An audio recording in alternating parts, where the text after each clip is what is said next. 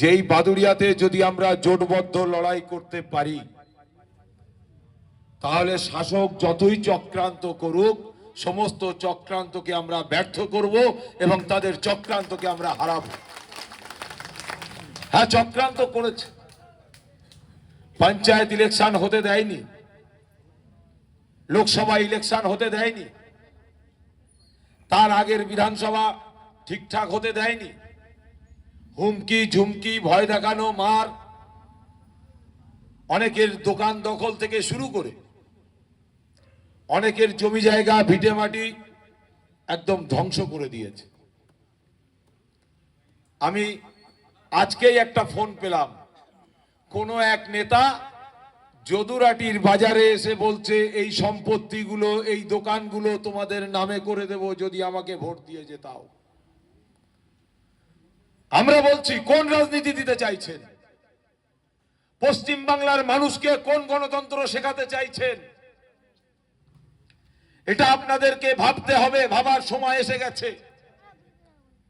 বাবা সাহেব আম্বেদকরের দিয়ে যাওয়া যে গণতন্ত্রের সিস্টেম, সাংবিধানিক যে রাইট, একমাত্র বামপন্থী আইএসএফ ছাড়া দ্বিতীয় কোন রাজনৈতিক দল আজকের দিনে দাঁড়িয়ে বলতে পারবে না যে আমাকে ভোট দেওয়ার প্রয়োজন নেই।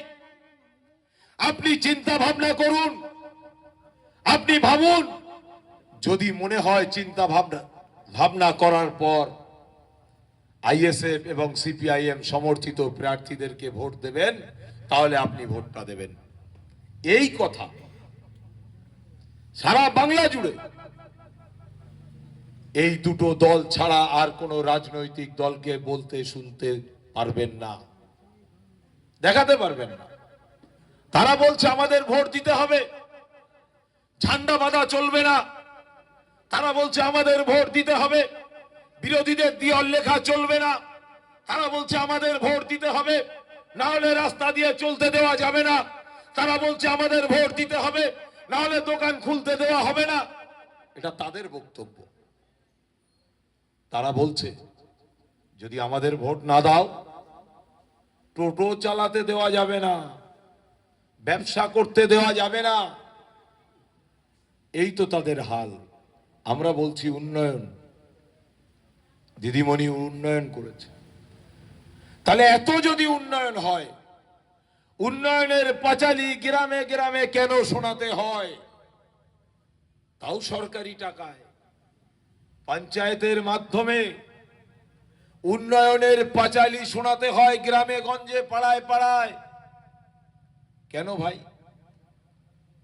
উন্নয়ন, প্রতিটা প্রকল্পের পিছনে শুধু দুর্নীতি, কাটমানি, টাকা মারা কল ছাড়া কোনো উন্নয়ন নেই।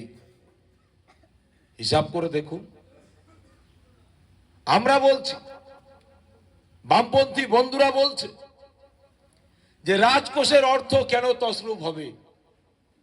তাই আমরা এই বাদুড়িয়ার মাটিতে, আজকেও জগন্নাথপুরে ছিলাম, সারা গ্রামে বাড়ি বাড়িতে যাচ্ছি আমরা, মা বোন থেকে শুরু করে যুবক ভাই থেকে শুরু করে প্রত্যেকটা মানুষ তারা বলছে, হিন্দু মুসলমান দলিত আদিবাসী তারা বলছে যে এই তৃণমূলকে আর নিতে পারছি না। এখন আপনার এলাকার মানুষ কি বলছে সেটা আপনারাই ভালো বুঝবেন, এটা তো আমি এখন বলতে পারবো না। কেন আমরা দেখছি তাদের পরিষ্কার বক্তব্য যে ভাই চুপচাপ, কি বলছে, চুপচাপ চুপচাপ। হ্যাঁ, তারা এটাই বলছে। তারা বলছে চুপচাপ, 6 নম্বর বোতামে খামে ছাপ।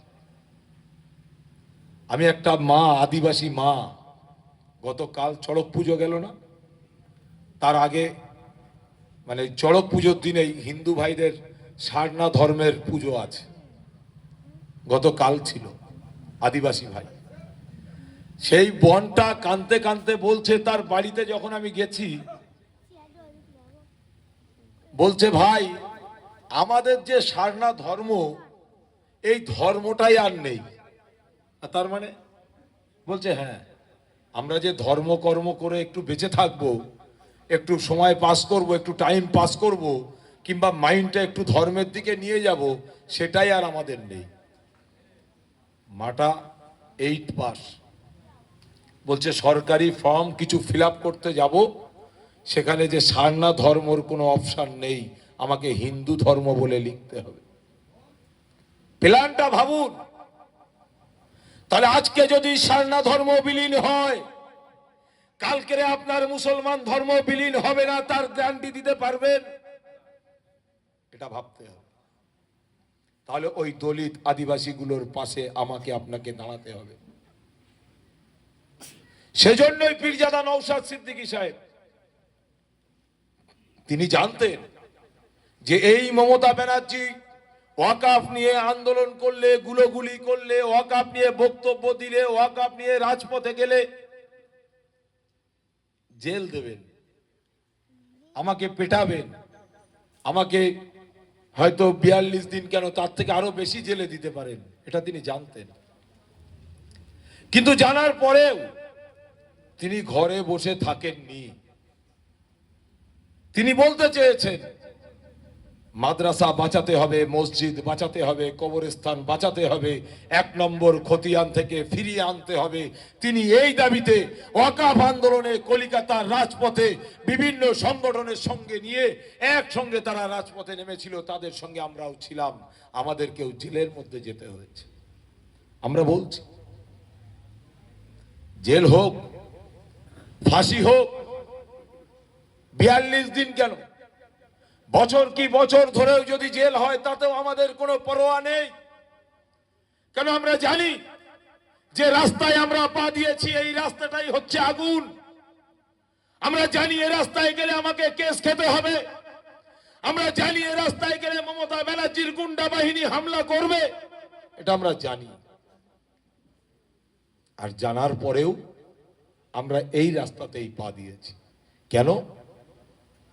আমাদের মানুষ্য জাতির যে অস্তিত্ব, বাবা সাহেব তার যে সাংবিধানিক রাইটগুলো তিনি দিয়ে গেছেন, সেগুলোকে আমাদের ধরে রাখতে হবে।